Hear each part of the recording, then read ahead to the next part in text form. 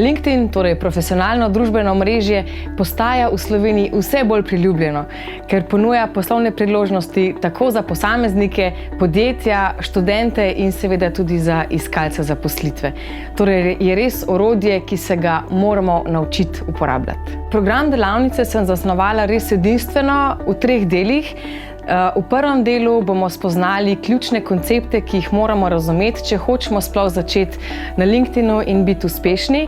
V drugem delu se bomo naučili, kako se predstaviti kot strokovnjak na svojem področju, kako komunicirati, se pozicionirati. V tretjem delu pa jih bom naučila, kako voditi učinkovito LinkedIn stran za podjetje. Torej, na kratko, udeleženci se naučijo LinkedIn uporabljati tako, da najdejo zaposlitev, na kateri lahko potem tudi vodijo LinkedIn stran. Cilji delavnice so res jasni. Prvo, če še nimajo LinkedIn profila, ga bomo ustvarili in do določene mere tudi uredili.